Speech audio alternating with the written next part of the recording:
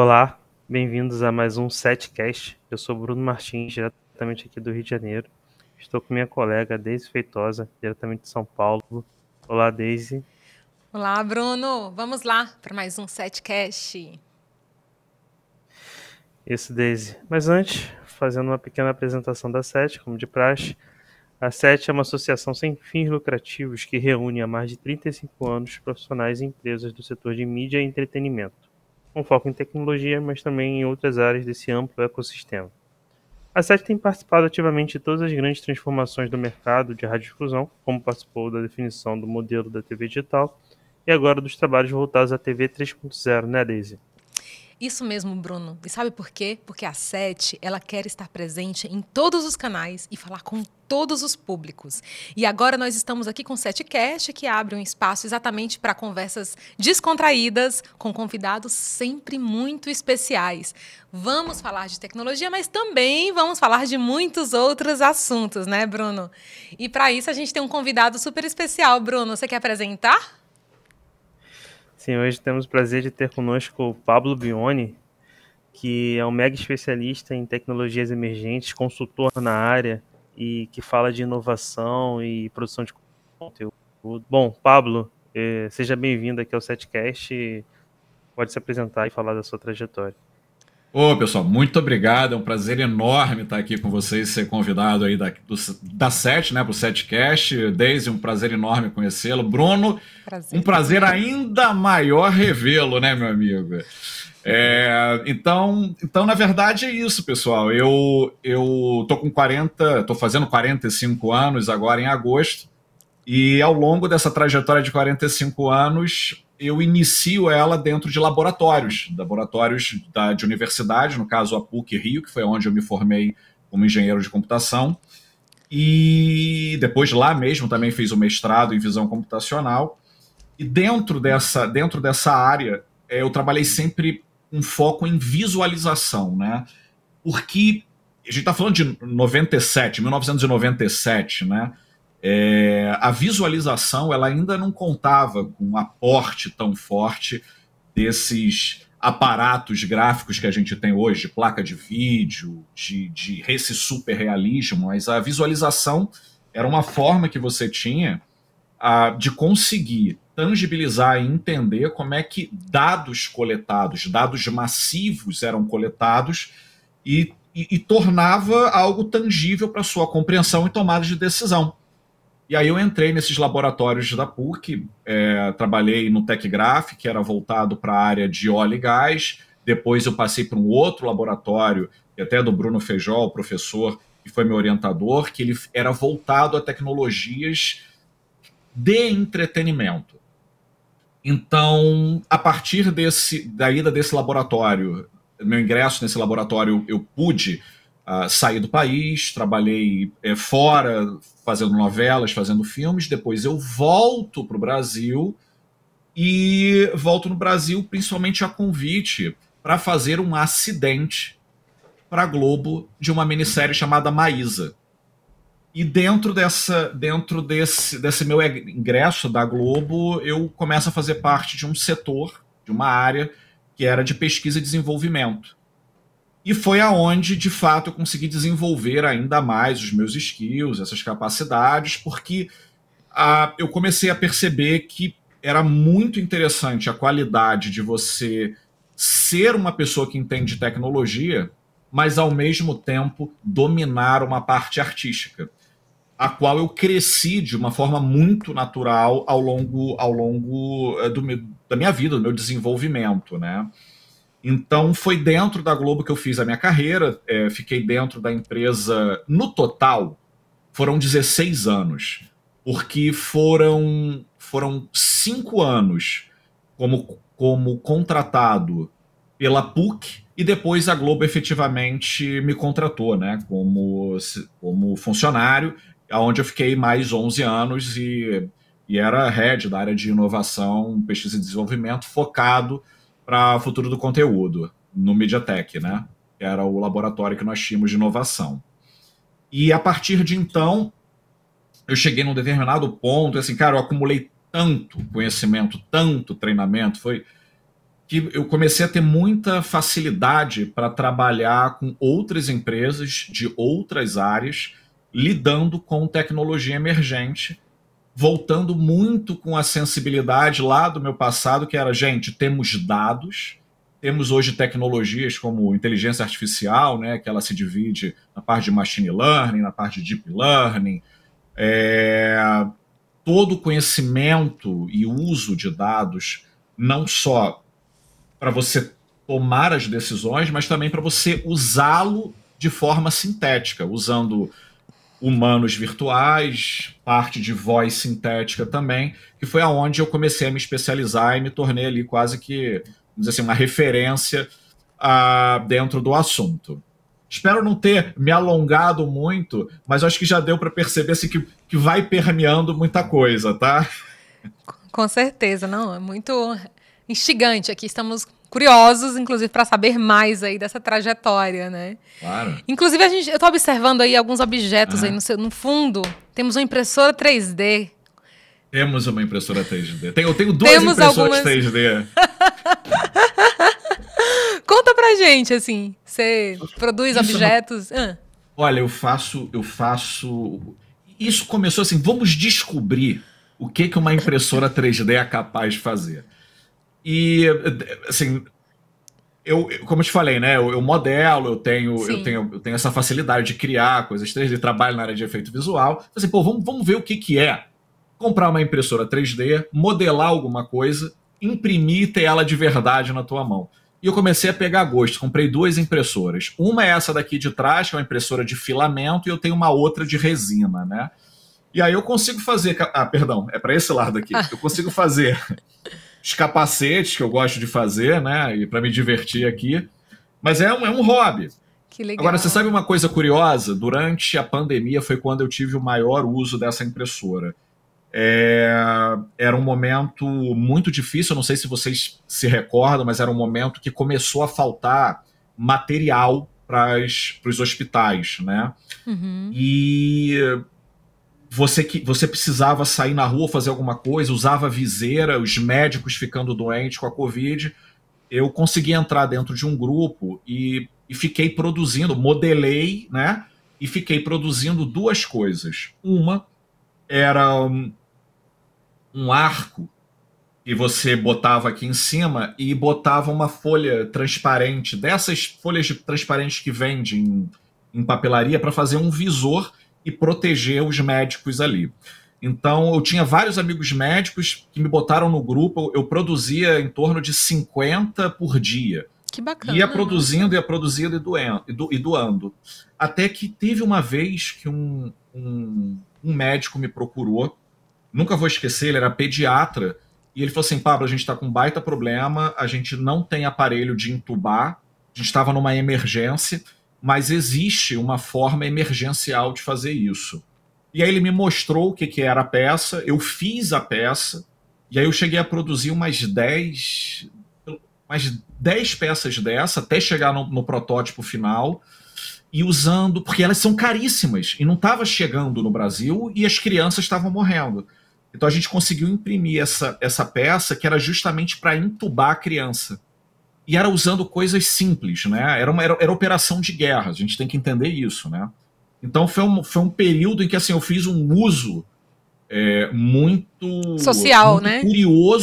Muito curioso da tecnologia, usando o meu conhecimento artístico, o meu conhecimento de engenheiro e o conhecimento dessa parte de impressão 3D, que era muito embrionário ainda. Hoje isso está super difundido, mas na época era super embrionário, né? Gerou impacto social com o seu trabalho, né? Impacto social, né?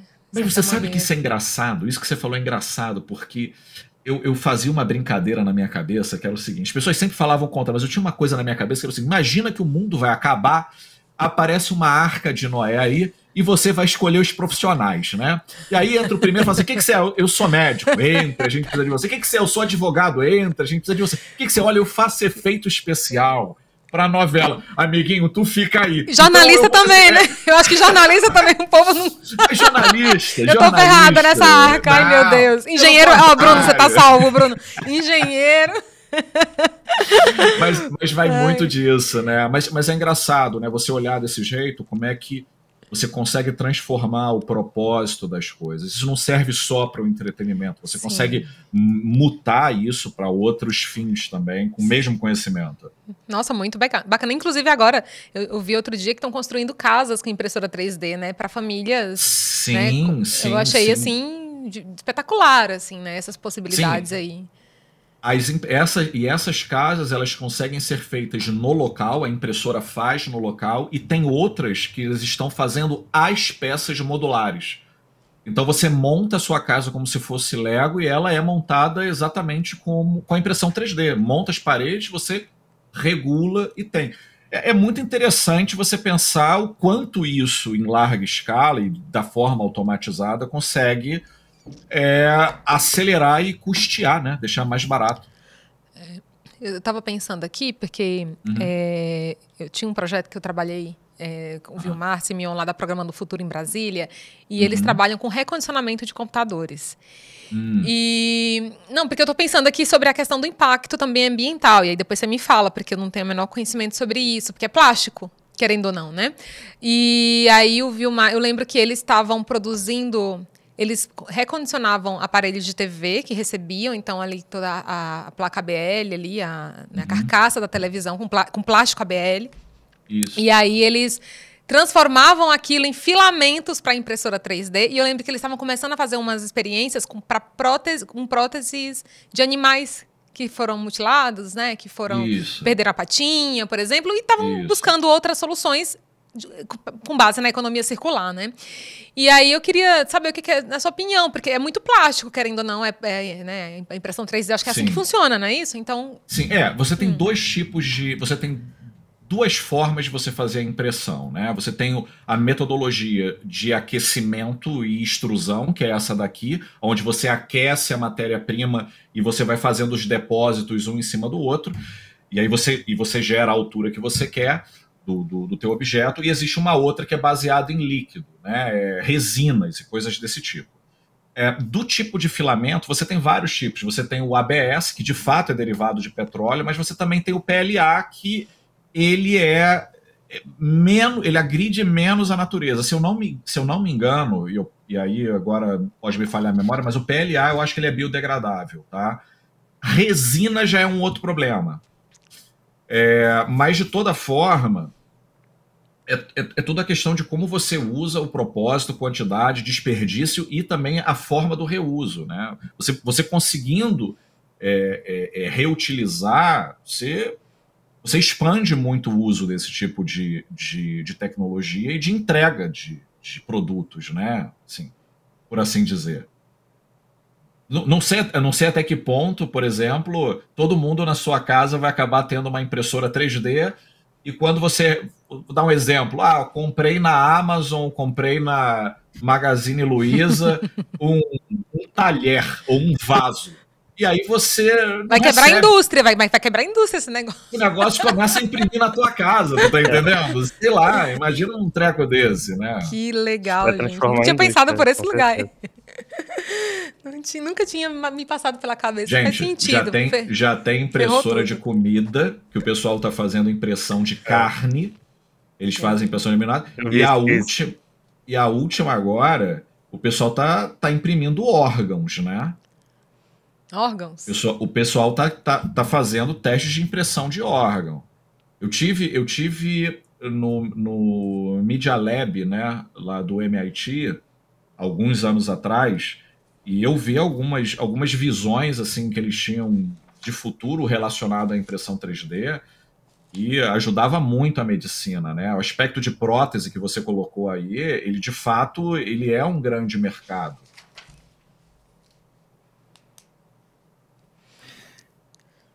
Bom, Pablo, pegar o gancho aí da sua fala, da sua trajetória com experiência aí de computação gráfica e tal. Claro. Queria te perguntar um pouco sobre como você vê esse cenário de produção de conteúdo hoje com essas tecnologias emergentes, né? A gente tem visto aí a IA generativa e o lançamento aí do ChatGPT recente do Sora. que permite ali a Isso. criação de vídeos usando IA generativa. Como que você vê esse uso massivo de novas tecnologias para a produção de conteúdo? Como está esse cenário? Boa, vamos lá então. Isso é um cenário bem complexo, tá, Bruno? Dentro do olhar que eu faço disso, a gente tem que entender aonde a gente está pisando e a evolução do conteúdo como nós conhecemos, né? A gente veio de um conteúdo, vamos começar da televisão aberta, né? A televisão aberta era um conteúdo único, tinha uma grade, conteúdo linear, você escolhia o horário e assistia o que você quer. Depois você entra numa evolução com o aparecimento da internet, melhoramento dos processamentos, onde você começa a ter o teu conteúdo sendo consumido, mas você podendo gravar ele. Não estou em casa, gravo o conteúdo e assisto o que eu gravei. Então, você começa a conseguir manejar o seu tempo.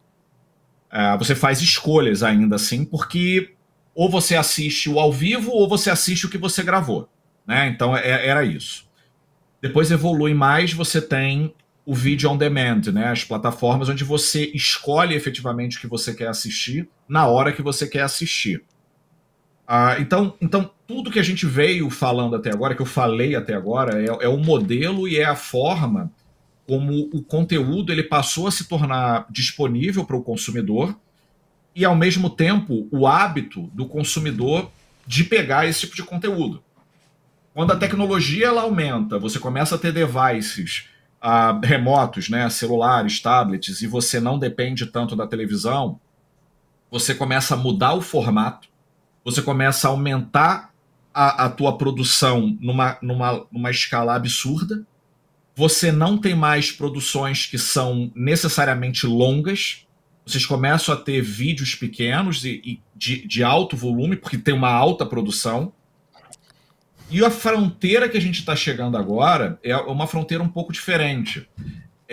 Os conteúdos eles são muito bons, você hoje consegue ver uma qualidade muito boa em YouTube, em câmeras que jogam para TikTok, para Instagram, comparado a câmeras que vão para o ar, em televisões, em emissoras renomadas. Com essa evolução de equipamento, você trouxe essa maior qualidade, mas, ao mesmo tempo, você começa a consumir uma outra coisa que é a experiência do conteúdo.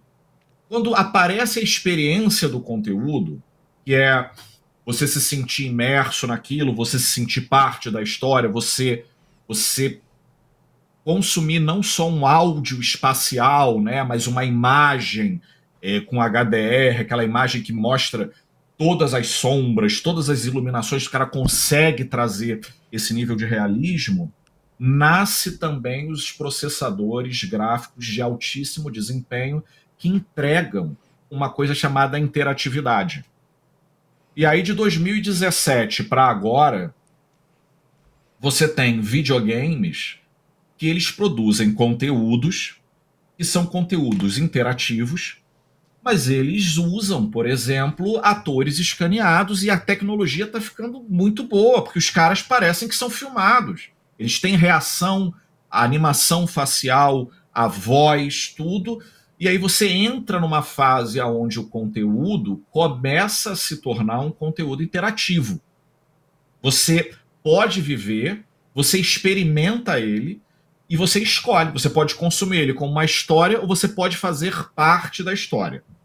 Quando aparecem as tecnologias de inteligência artificial, os LLMs, quando começa essa parte da Stable Diffusion, a geração de imagem, ela começou a trazer algumas quebras de paradigma.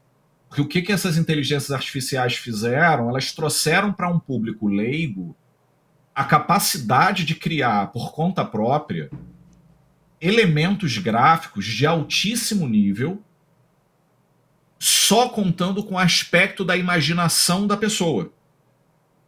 Então, você tem o LLM, que é o ChatGPT, né? Vamos botar assim, como um facilitador para te ancorar e para te apoiar na parte criativa. Então você pode escrever roteiros, tirar conclusões, pedir análises. Você tem a parte do Stable Diffusion, como Midjourney, ferramentas dessas que geram essas imagens para uma pessoa leiga. Eu não sei, Daisy, se você sabe desenhar ou não, nem você, Bruno, se você sabe, mas Nem se você pensamento. tiver uma ideia, pois é, mas se você como jornalista sabe descrever alguma coisa muito bem. É verdade. Então, se você souber descrever muito bem, você já vai ter meio caminho andado numa plataforma dessa para criar uma imagem, para criar algo gráfico que seja compatível com algo profissional. Comandos verbais, né? Você escreve em linguagem natural. Isso que é o bonito da coisa. Chama-se P, como é que é o nome? PN, não é PNL, é P, quando a gente fala de linguagem, P, de linguagem neural, né? O LLM é Large Language Model, né? E aí internamente você tem as formas da tua inteligência artificial, né? Ali a forma como como ela opera no fundo, né? Aí a gente já entra num âmbito muito, muito minucioso, muito técnico. Mas aí puxando até só para fechar esse raciocínio, puxando o que o Bruno colocou, o Sora, esse é uma coisa que é complicada da gente olhar hoje, porque ele, na verdade, ele consegue criar uma série de filmes, uma série de trechos de animação da mesma maneira que você cria uma imagem. Então você consegue pensar assim, você consegue, usando uma tecnologia dessa, extrapolando a algum futuro próximo, você vai dizer o que você quer ver e ele vai fazer aquela cena acontecer do jeito que você descreveu, né? Então é um desafio até da forma que o audiovisual vai enfrentar isso e vai utilizar isso. Porque se depender de mim, viu? A única coisa, quando eu pego um papel e desenho alguma coisa, sabe o que eu desenho até hoje? É a arvorezinha da escola, a casinha, a florzinha. Eu nunca consegui me desenvolver para além disso do Jardim da Infância, gente. Exatamente. É aquilo que a gente precisa para passar me vergonho, na prova de trânsito. É o que a gente precisa para passar na prova de trânsito. É a árvore no chão e a casa proporcional. Às vezes eu tô tomando banho e desenho ali no box, sabe? É a única coisa que eu sei. Então eu admiro muito pessoas que desenham, pessoas que trabalham com grafismo, porque realmente músicos e pessoas que trabalham com grafismo, porque eu não consegui desenvolver essas minhas habilidades. Pois, tá vendo? Mas deixo pra vocês. Mas enfim, eu lembro. É tudo treinamento, não se preocupe. Né? Tudo treinamento. Mas eu lembrei aqui né? Chama-se PLN, né? Que é processamento de linguagem natural. Que eu lembrei que outro dia eu estava fazendo um curso sobre inteligência artificial e os pesquisadores, professores falaram sobre esse PLN, né? Isso, é como você processa. Você usa a linguagem natural e ele processa isso, né? No começo da sua fala, você chegou a falar de machine learning, deep learning. Sim. Isso explica pra gente, assim, pro nosso público, assim, como é que funciona? Como é que funcionam esses mecanismos? Assim, de uma maneira muito simplória, eu vou tentar explicar como é que é a mecânica por trás disso, tá? A inteligência artificial, tudo que é gerado através da inteligência artificial, vamos pensar ela no nosso âmbito, o gráfico. Essas imagens que são geradas e essas coisas que funcionam desse jeito. A forma dessa coisa ser processada, ela se chama rede neural, porque você tem vários testes. Imagina bolinhas, são várias bolinhas, uma em cima da outra. Uma bolinha, uma bolinha, uma bolinha, uma bolinha, uma bolinha. Cada bolinha dessa, cada coluna dessa cheia de bolinha, cada bolinha dessa é um teste. E esse teste, ele não é necessariamente sim ou não. Ele é um valor entre 0 e 1. Pode ser 0,33, pode ser 0,4, pode ser 0,001. São valores. É o quanto aquele teste resultou quando ele viu determinado dado que entrou. Então você imagina que você tem uma imagem que são várias bolinhas, uma do lado da outra, cada bolinha representa um teste, e cada bolinha ativa uma bolinha ou outra de acordo com o resultado do seu próprio teste. Uhum. Tá? E isso gera como se fosse uma malha, e isso dá a impressão de que a gente está falando das ligações dos neurônios. Tá bom? A forma estrutural, gráfica, que a gente entende a rede neural, ela é desse tipo. É de uma maneira bem simplória, tá? Bem, então, como é que acontece isso? Quando você escreve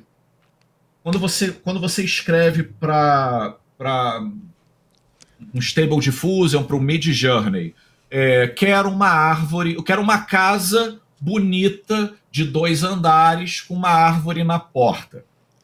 O que ela começa a fazer? Ela entende as palavras, ela quebra essas palavras em tokens, casa, grande, árvore, ela correlaciona isso. E isso é uma rede que já foi treinada com milhares e milhares e milhares de imagem. E aí, o que essa rede faz? Bom, quem é novo não vai entender o que eu estou falando, mas quem já teve televisão de tubo, quando liga, fica cheio de chuvisco. Esses chuviscos aí... É nóis, é nóis. Esses chuviscos aí é como se fosse o primeiro passo da geração da imagem. Ele gera um ruído. E em cima desse ruído, ele vai alucinando, ele vai aproximando esse ruído até chegar em ruídos que sejam semelhantes às imagens que a gente estava querendo criar.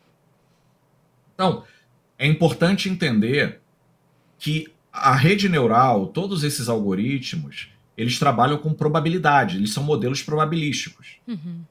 Eles não são modelos que dão um resultado 0 ou 1. Não, eles caminham para esse lado. Da mesma forma como você, quando cria uma rede para reconhecer o rosto de alguma coisa, e essas bolinhas, elas representam testes. Isso é um olho? Ah, isso é um olho. Tem quantos olhos? Tem 2 olhos? Ah, interessante. Isso é um nariz? Isso é um nariz. Isso é uma boca? Ok. Então temos um rosto. Para isso ser um rosto de um cachorro, para isso ser um rosto de um gato, para isso ser um rosto de um monstro ou um rosto de uma pessoa, você tem que passar por uma série de outros testes. Então, ele vai criando aspectos de pesos nesses testes para chegar ao resultado final que diz o seguinte, ó, eu tenho 99,9% de certeza que isso é o rosto de um homem que se chama Pablo. Pronto. Entendeu? Então, basicamente, a rede neural e esses sistemas, eles funcionam desse jeito. Você precisa fazer um treinamento de uma base de dados.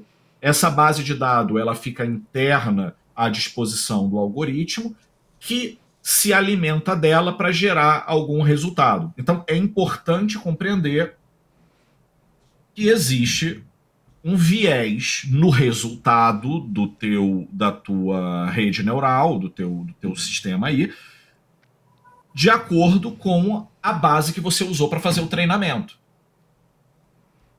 Tá? Então, é importante que essas bases sejam as mais amplas e as mais representativas possíveis para que você não tenha os bias, né, que são prejudiciais para tudo. Uhum. A gente tem uma rede que é um treinamento meio que preparado para tudo. É a realidade do que a gente encontra. E isso é curioso, Pablo, porque a maior... Não, eu ia só comentar que é interessante observar que essa tecnologia evolui muito rápido, né? Há poucos anos atrás a gente estava falando de desafios para gerar imagens, né?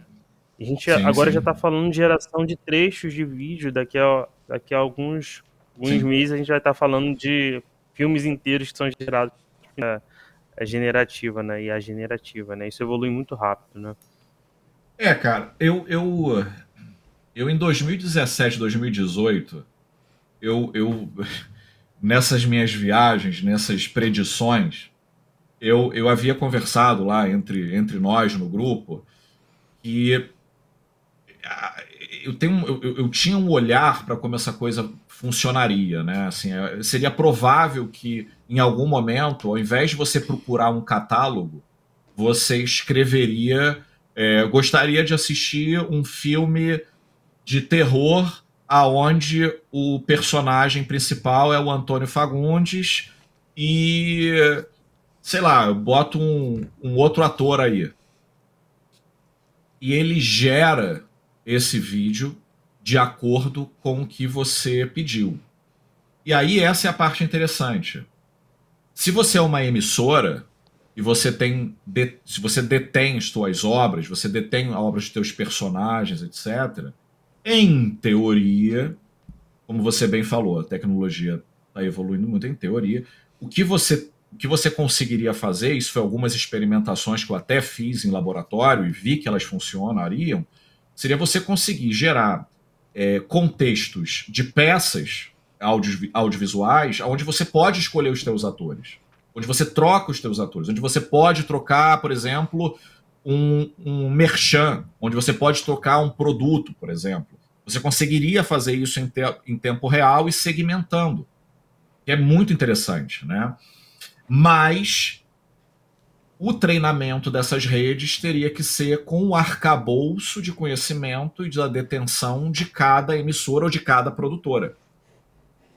Então isso é um ponto bem interessante, porque a gente pode ter uma visão de mercado e de forma de se negociar muito diferenciada daí para frente. Eu não estou falando que isso vai acontecer amanhã, mas se você tiver preparado com as peças de Lego que estão disponíveis hoje no mercado, quando isso chegar, se não chegar desse jeito, vai chegar muito próximo, você já vai ter tudo na mão para conectar nessas tecnologias e ela fazer essa autogeração e você monetizar, e você ser uma indústria do futuro do audiovisual e do mídia entretenimento.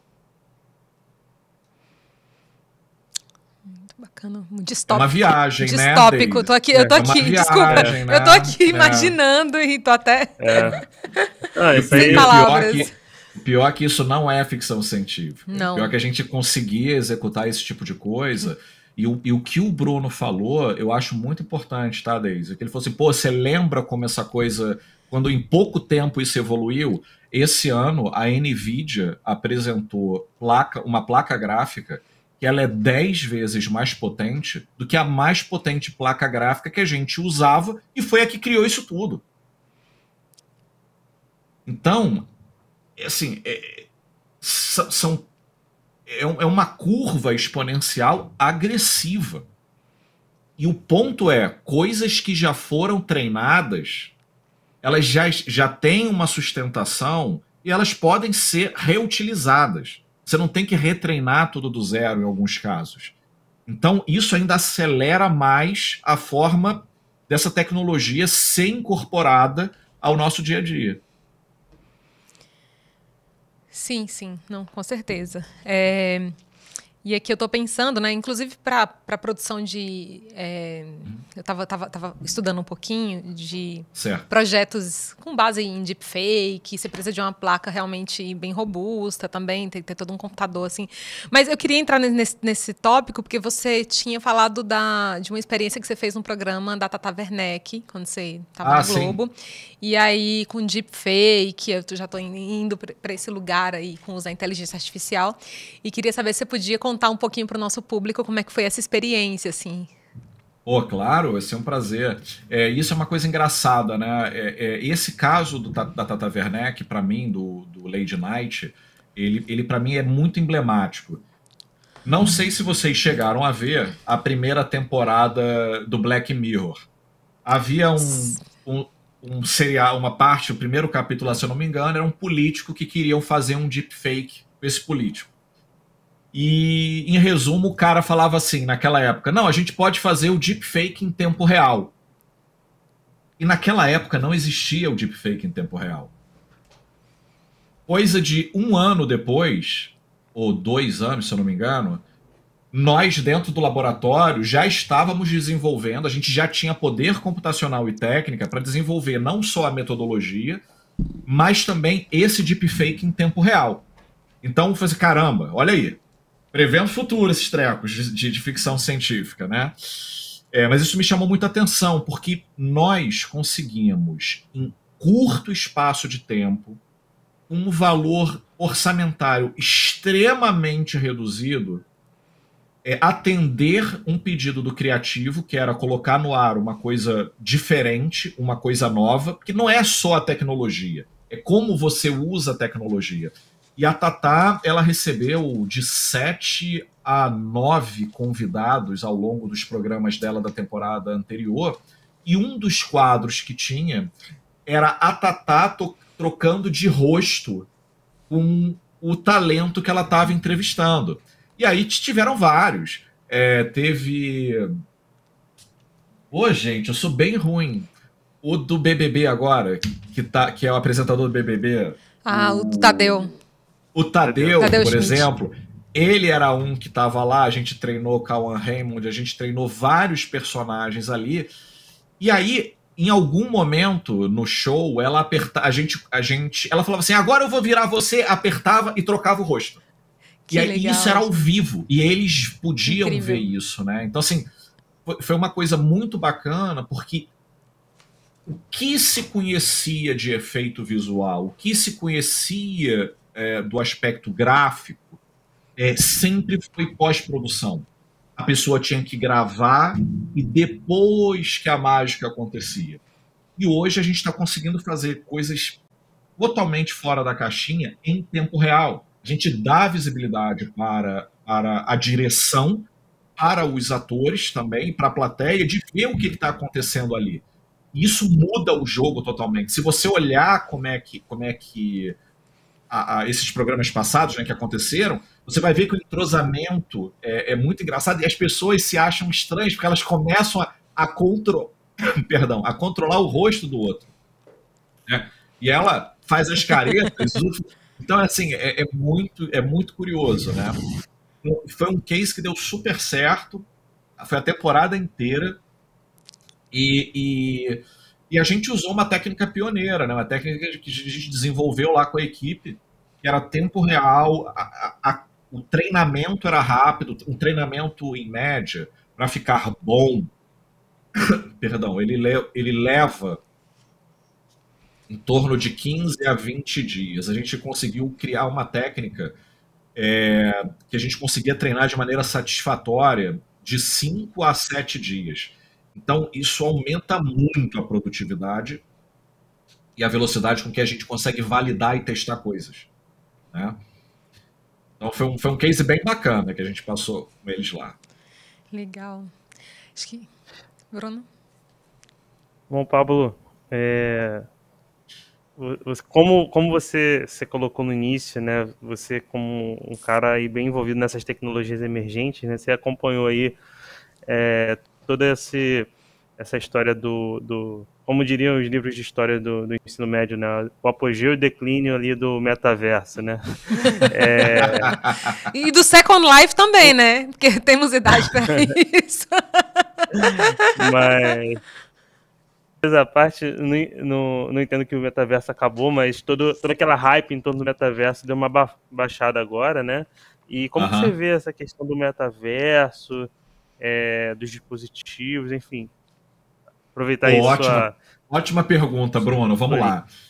A gente tem que desmistificar o aspecto do metaverso, tá? O metaverso ele é um conceito onde as pessoas vivem a sua vida real e a virtual de uma maneira entrelaçada, né? Então, o que você executa na tua vida real tem impacto na vida virtual e a vida virtual tem impacto na tua vida real. Para que isso possa acontecer, você tem que ter um senso de comunidade muito grande, você tem que ter uma série de conexões feitas, e mais do que isso, você precisa ter modelos de negócio que suportem esse tipo de coisa, tá?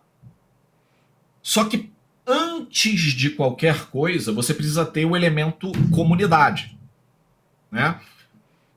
Presta atenção. Isso, algumas pessoas já devem ter percebido isso, mas é importante vocês olharem Vamos pegar o Facebook. O Facebook virou Meta, comprou o WhatsApp, comprou o Instagram. Confere? Confere. As três coisas são plataformas de comunicação de pessoas. Logo em seguida, eles lançam o plano do Meta, que é o óculos. Eles compram a empresa de óculos e tentam emplacar isso como uma forma de você usar o Facebook como sendo um workplace, um lugar que você bote o óculos e se comunique com as outras pessoas que façam parte desse workplace. Por N motivos, essa coisa ainda não foi para frente. Ficou muito ancorado em devices. Tá? Corta a cena, vamos falar o que está acontecendo hoje. Hoje você teve, depois de não sei quanto tempo, a nossa amiga Apple lançando o Vision Pro, que é o óculos dela. Né?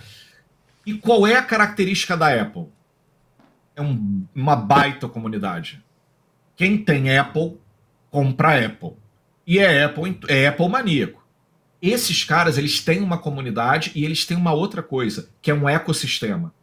Os equipamentos se comunicam, os equipamentos são feitos para o iPhone, se fala com o iPad, que fala com o Mac Pro, que fala com a TV, que fala com tudo. É tudo meio que uma coisa só. E o óculos sabe puxar esse tipo de coisa. A minha leitura da evolução do metaverso é que ela precisa passar por algumas etapas. E eu sempre gosto de falar esse ponto aqui. As tecnologias, as grandes tecnologias que firmam, elas são tecnologias que fazem sentido para a gente dentro de um conceito chamado humano aumentado. Do inglês, Augmented Humans, né? Que significa o seguinte: tecnologias que aumentem a nossa capacidade enquanto humano. Vou dar um exemplo para você. O Bruno, por exemplo, é meu amigo. Conheço já há algum tempo. Bruno, você sabe meu telefone de cabeça? Não. Por acaso, você sabe o telefone de alguém da tua família de cabeça? Talvez da sua mãe. Pois é. Porque é o seguinte, porque quando o celular apareceu, duas coisas funcionaram. Primeiro, que tudo que é banco de dados, de número, de coisas desse tipo, você bota na tua agenda. E ainda que isso servisse como uma agenda, porque uma folha de papel também serve como uma agenda, além disso, tirar da tua cabeça a necessidade de decorar alguma coisa é muito fácil e você tem muito pouco atrito para ligar para qualquer uma dessas pessoas que tiver no teu telefone. Você aperta um botão, agenda telefônica, gira, chega no nome, aperta, tá ligando. Todas as tecnologias que deixam mais fácil a nossa vida, o nosso cérebro pode se tornar preguiçoso para a gente focar em outras coisas, são tecnologias que tornam elas aderentes. E o que aconteceu durante o tempo foi se propor usar uma tecnologia pela tecnologia. É botar o óculos e falar com uma outra pessoa. É interessante, mas isso necessariamente não resolve o problema das pessoas. Por outro lado, se você tiver um óculos, que enquanto eu estou falando contigo, eu consiga ver, olha, os e-mails que estão chegando, consiga ver, o script que eu tenho que falar contigo, os pontos de atenção que eu tenho que ter, cara, essa tecnologia vai estar incorporada no meu óculos e eu vou achar ótimo. Porque eu estou trabalhando, vendo, fazendo as coisas e as informações estão me servindo. Eu não estou tendo que inventar um uso diferente para aquilo. Então isso vai se tornando natural. Então o que eu estou querendo dizer com isso é que, embora os devices sejam super sofisticados, eles ainda estão criando uma maneira, e a gente ainda está aprendendo como utilizar esses outros devices, de que ele sirva para aumentar a nossa capacidade produtiva. Ele sirva para trazer algum benefício que aumente alguma capacidade nossa. Né? Então, esse é o ponto principal. E o metaverso, ele passa também por uma outra questão, que é o aspecto das comunidades open. tudo é open innovation e muitos dos códigos eles são abertos. E olha que situação. Se o código é aberto, você precisa de um device. Mas o device vai ganhar dinheiro se o sistema operacional que estiver sendo utilizado for dele. No final das contas, você tem uma questão. Ou você vai ter uma grande corporação criando esses devices e você vai fazer parte de uma corporação que domina o metaverso, ou você vai ter um código que sirva o aspecto do metaverso, que aí modelo financeiro, modelo de comunicação, protocolos, coisas todas esse tipo, que seja open e as pessoas usem. Mas aí o modelo de negócio para as empresas particulares fica complicado. O que eu estou falando? É Microsoft, é Nvidia, é a Epic, é a própria Apple, né? Que está indo por um caminho diferente. Então, assim, ainda tem uma jornada muito grande de amadurecimento do tema, porém, as tecnologias que podem se juntar e compor e virar um metaverso, ela está disponível. Só que não existe ainda um lugar que você junte tudo e que você trafegue virtualmente em todos os lugares. Não existe isso ainda vai custar algum tempo. Eu vejo isso que é uma questão muito mais política e mercadológica, né? Vamos ver o que virá aí nos próximos anos, né? Estamos ansiosos aí para ver como é que a indústria vai se comportar, né? Eu ainda tenho um pouco de esperança também, né? Acho que a tecnologia existe, vamos ver o que fazemos dela e como conseguimos, né, instaurá-la na nossa vida. Ô, Pablo, a gente está... né, já está com o nosso tempo esgotado. Nossa, eu estou sentindo, Maravilha. Eu estou adorando essa conversa. Para mim é tecnologia e inovação na veia. Nossa, super aula, assim, viu? Setcast, gente, aqui é education. Olha também. E, Pablo, a gente, no final do nosso programa, a gente sempre costuma perguntar uma dica bacana de um filme, livro que o nosso convidado esteja acompanhando, ou lido, ou visto, ou vendo, para compartilhar um pouco com o nosso público aí de você. E eu queria deixar um espaço aberto para isso. Eu recomendaria 2 filmes, tá?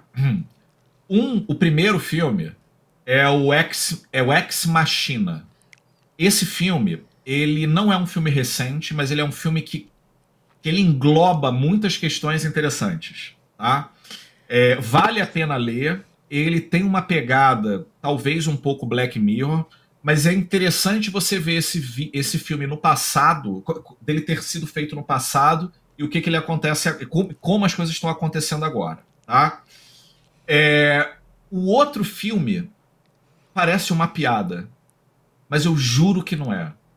Existe um filme antigo do Sylvester Stallone junto com Wesley Snipes chamado Juiz Dredd. Esse filme ele representa o futuro de uma maneira utópica. Mas esse não é futuro... Demolidor, não? Era o Demolidor, exatamente. Só que esse filme, ele tem uma série de sátiras que foram feitas lá atrás que estão acontecendo exatamente agora. E isso é engraçado de você ver, porque é uma realidade. Uma das coisas curiosas era o seguinte, que eles deixaram de ter conteúdo. Eles tinham um canal que tocava música de propaganda. Então era só música de propaganda e era só música, assim, de 10 segundinhos, 30 segundinhos e tal. E se você parar pra pensar, é o TikTok. Então é muito engraçado você fazer esses paralelos com esse filme, tá? Esse filme, eu acho ele muito engraçado. Nossa, legal. O primeiro filme é Ex Machina. Eu tinha anotado aqui, inclusive, também para compartilhar com o público. Eu adorei que você falou, porque para mim também tem muito essa pegada do Black Mirror. Com certeza. Mas é isso, eu acho que traz a questão ética, né, a questão distópica mesmo do que pode acontecer, que tem a ver também com Matrix, tem a ver com tantas outras produções, mas eu acho que faz a gente refletir de um modo diferente ali, né, porque eles acabam ficando... um desenvolvedor e eles acabam ficando ali um pouco à mercê daquela própria tecnologia que eles criaram, né? E ela toma vida própria, né? Então, meu Deus, acho que eu dei spoiler no final de tudo é o debate do que é consciência também, né? Ah, total. Que vai aparecer já em breve. A gente já tem discutido bastante sobre isso, né? Bom, né, Bruno? Bom, Pablo, muito obrigado. E foi, como a Daisy falou, uma aula, né? E que é isso, meu obrigado amigo. Pela sua disponibilidade. Podem me chamar sempre. É um prazer. Pô, tá anotado aqui, a gente vai te chamar assim. Falar de não só desses temas, mas de outros ligados à inovação. Eu sei que você fala de vários outros assuntos aí, né, cara? Pode contar comigo, meu amigo. E é isso, galera. Daisy, estamos encerrando, né? É isso, eu queria te deixar, né, também a palavra aí pro Pablo, se ele, né, quiser falar algo, enfim, fica à vontade. Só agradecer a vocês, foi um prazer. Valeu pela oportunidade aí que vocês abriram aí com a Sete comigo. E eu espero que nos encontremos em breve, se Deus quiser, e para falar mais e conversar um pouco mais sobre inovação, tecnologia emergente. Contem comigo, tá? Foi excelente. A casa é sua, estaremos sempre aqui de portas abertas. Pablo, a gente quer você tantas e tantas outras vezes aqui, para a gente refletir e filosofar, porque também hoje acho que tem pura filosofia, tecnologia e inovação. Bom, obrigada mais uma vez. Obrigada, Bruno, também pela parceria até aqui. Eu queria dizer que o programa Setcast é gravado aqui nos estúdios da Vem TV, que ele tem produção de Letícia Meneguin, coordenação de Luana Bravo e Tito Liberato, direção de imagem de Giovanni Fernandes e direção executiva de Igor Moraes. Quem apresentou o programa hoje foi o Bruno Martins e eu, Daisy Feitosa. Então, queria agradecer a sua audiência, a sua atenção e dizer que pedir que continue conosco, porque temos muitos programas legais ainda nessa temporada. Então, até já, gente!